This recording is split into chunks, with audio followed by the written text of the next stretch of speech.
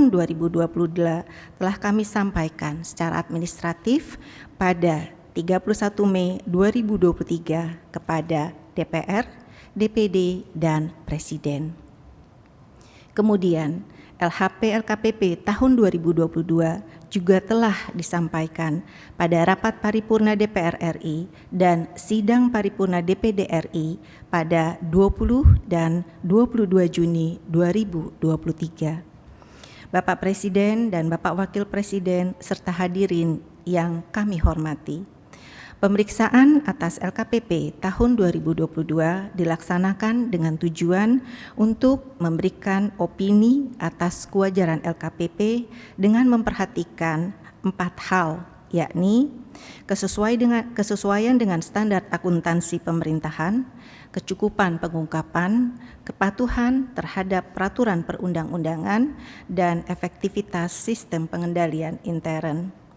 Berdasarkan hasil pemeriksaan BPK terhadap LKPP, LKKL, dan LKBUN tahun 2022, BPK memberikan opini wajar tanpa pengecualian atas LKPP tahun 2022.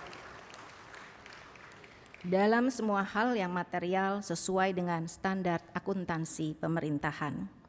Opini WTP atas LKPP tahun 2022 tersebut didasarkan pada opini WTP atas 81 laporan keuangan Kementerian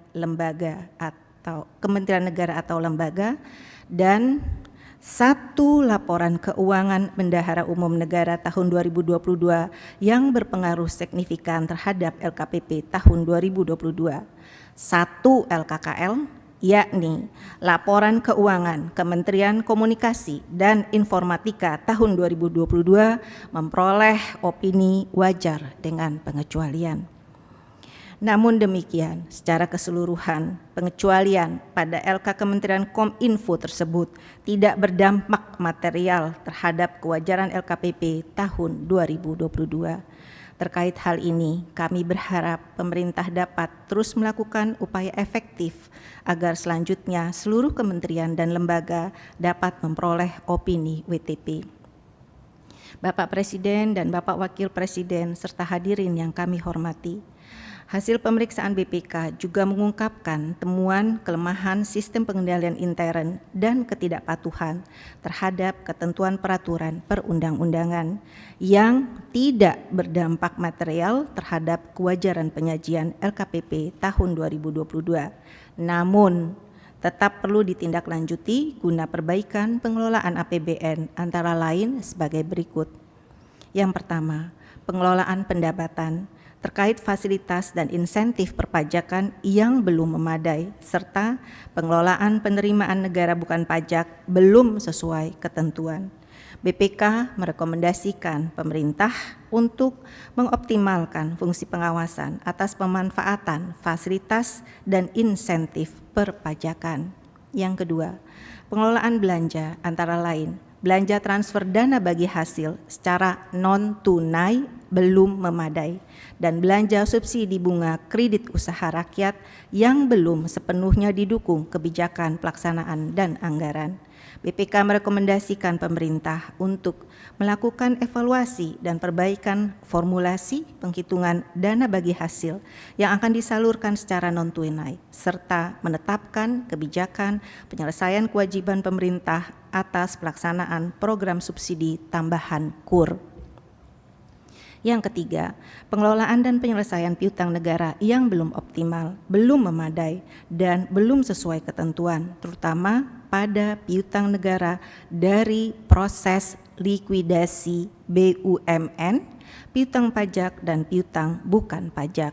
BPK merekomendasikan pemerintah untuk mengamankan hak tagih piutang negara dalam proses likuidasi BUMN, memutakhirkan data piutang pajak, dan meningkatkan pengawasan maupun pengendalian piutang bukan pajak tersebut. Selain itu, dalam memberikan tambahan informasi pelaksanaan APBN tahun 2022, BPK juga menyampaikan hasil review pelaksanaan transparansi fiskal yang secara umum menunjukkan pemerintah telah memenuhi sebagian besar kriteria transparansi fiskal berdasarkan praktek terbaik internasional. Kami berharap pemerintah dapat terus meningkatkan kualitas dan transparansi pengelolaan fiskal sebagai pilar dalam Fiscal Early Warning System, sekaligus menjadi elemen fundamental dalam manajemen keuangan publik yang efektif dan akuntabel.